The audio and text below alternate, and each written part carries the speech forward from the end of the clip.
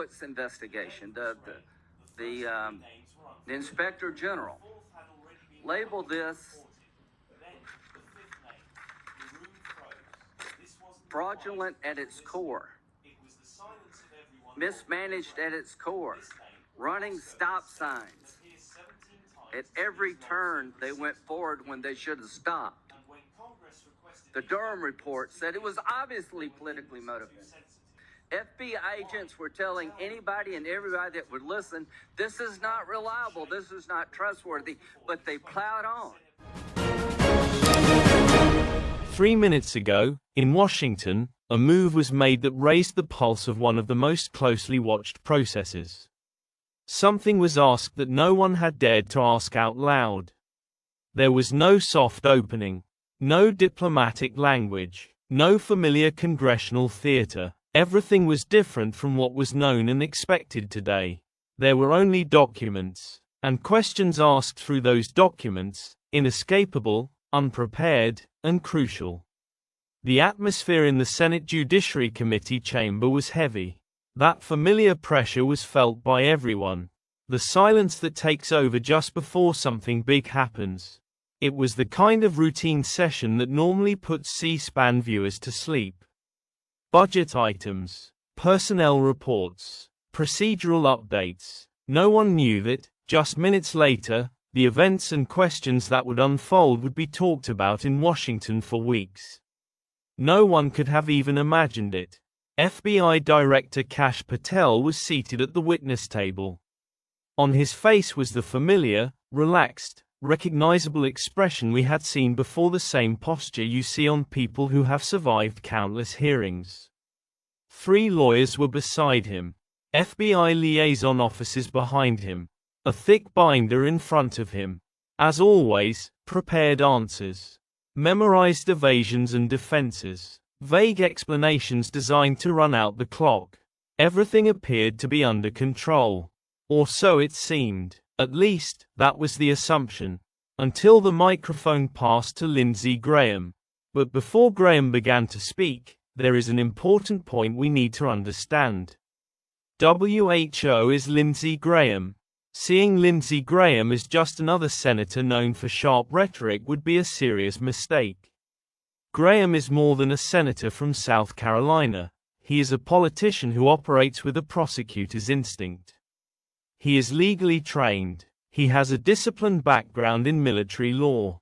And in Washington, there is one well-known truth about him. If Graham asks a question, he already has the answer in his file. He doesn't shout. He doesn't rush. He appears calm, sometimes even smiling. First, he points out what has been left unsaid. He saves the most important question for last. And that question usually brings either a confession or a devastating silence. That's why, when Graham took the microphone, everyone in the chamber felt that something was about to change. And if you don't want to miss confrontations like this, you may want to follow the channel. Because these files do not close with a single hearing. Graham did not attack Patel directly.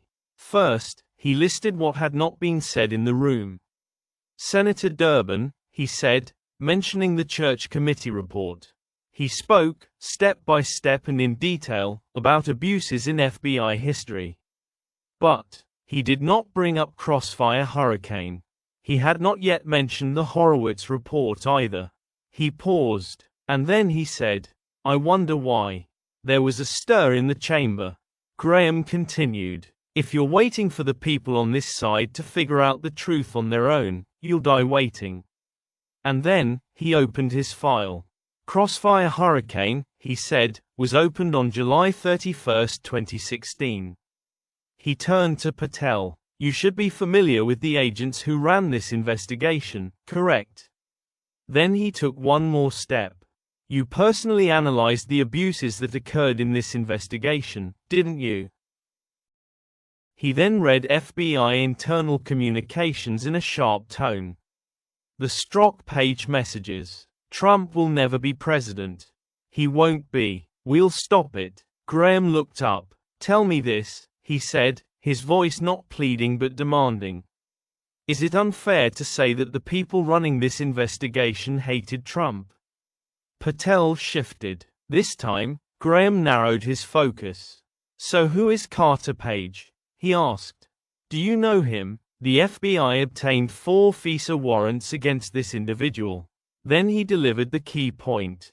The basis for those warrants was the Steele dossier. Graham paused. He wanted to study Patel's expression closely. So what happened next? The dossier's primary source told the FBI this. There was no evidence, only rumors, casual conversations, statements made jokingly, without seriousness. The room was silent, and Graham finished the sentence. Despite that, 2 more FISA warrants were approved. Then came the court issue. The FISA court ultimately reprimanded the FBI. An FBI lawyer went to prison for altering an email from the CIA and misleading the court. And Graham looked directly at Patel. Is this why you're sitting in that chair? Are you here to fix this? He asked. Next came the Horowitz report. Fraudulent at its core, Graham said. Then the Durham report. Clearly politically motivated, he added. He reminded the room that FBI agents themselves were saying internally, this is not reliable. And yet, the investigation continued. Then Graham brought the discussion to the present. The 2020 election, he said. When the Hunter Biden laptop emerged, the FBI called it Russian disinformation. According to Zuckerberg's testimony, he added, the FBI pressured social media companies. And he spoke plainly, that was a lie as well. Then Graham stopped. He looked at Patel, and asked, can you promise us that those days at the FBI are over? Patel was silent, but this was not an ordinary silence.